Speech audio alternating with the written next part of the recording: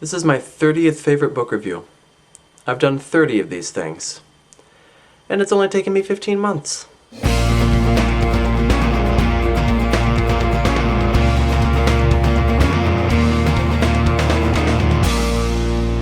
Today's book review is on The Giver by Lois Lowry, a book review that has been highly anticipated by several people, at least according to the comments that they left. Which doesn't really surprise me unduly. The Giver is one of those books that a lot of kids have read, mostly because it's a Newbery Award winner and schools generally give it out for kids to read. Now at this point, most of the dystopian novels that we've looked at have been pretty dark. And in fact, dystopian novels by their very nature are dark stories. And so to take the idea of a dystopian society and write it for children, that takes talent. Each dystopian society that we've looked at so far has had its own unique property, and the society in The Giver is no exception. The unique point of the society in The Giver is that when you first read about it, it doesn't seem half bad. I mean, mostly when you read about a dystopian society, you're aware pretty much at the first chapter what's wrong with this society. I mean, the first scene you see in Fahrenheit 451 is a book burning. So even though the protagonist might not be aware that there's anything wrong with the society, the reader is aware. But you read about the society and yeah, it's pretty strict and there are a lot of rules, but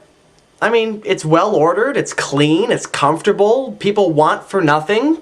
What could possibly be wrong with this? The story of The Giver follows a young man named Jonas. Jonas is about to become a 12. See, in this society, the age of children changes all at the same time. You get a certain number of children born in a year, and then in December, all of those children turn 1. And then the following December, they all turn 2, and then 3, and then 4, and etc. And the classes are designated by their age, so you are a 2 or a 3. And for each age level, you get something new, something that's supposed to help you mature as a child, to help you grow and learn more. 12 is the last age that really matters. Once you become a 12, that's when you get your job assignment. People don't pick their own jobs in this society. There is a committee of elders who carefully observes each child as they're growing up and then selects the job that they would be best suited for. The ceremony of 12 comes around and Jonas is not assigned to a job. He is selected to be the next receiver of memory. In this village, there is one man who holds all of the memories of the world for this village. And this is the point of the story when we start to realize that maybe not everything is quite as perfect as it seems. The idea of this village is sameness. Take away anything that could possibly cause consternation among the citizens. So any memory that is intensely painful, like memories of warfare or starvation or anything along those lines, those are all taken away and held by the receiver of memory. But by the same token, memories of color, of music, of any intensely pleasurable thing, those are also taken away. And yes, in case you're wondering, nobody has sex in this village. And so Jonas becomes the next receiver, and so the old receiver, now the giver, has to give him all of these memories, transfer all of the memories to Jonas. And so Jonas becomes acutely aware of the inner workings of this village, and he starts to learn that everything is not as wonderful and perfect as it has always seemed. In any dystopian society, there is a method for placating the people and avoiding an uprising against the society. Usually it's done through fear, often it's also done through delirious happiness, like in Fahrenheit 451 or in Feed. In The Giver, it's done through sheer ignorance. The people of this society essentially have no choices. They can't choose their own job, they can't choose their own spouses, they can't even have kids of their own. They have kids assigned to them. So there's no sense of family, there's no love. Love is a meaningless word in this village. In fact, one of the main aspects of this village is precision of language. It plays a big role in the control of the people of this village. From the time they learn to talk, children are taught to be very precise with their language so that they don't use any words that are too strong for the society.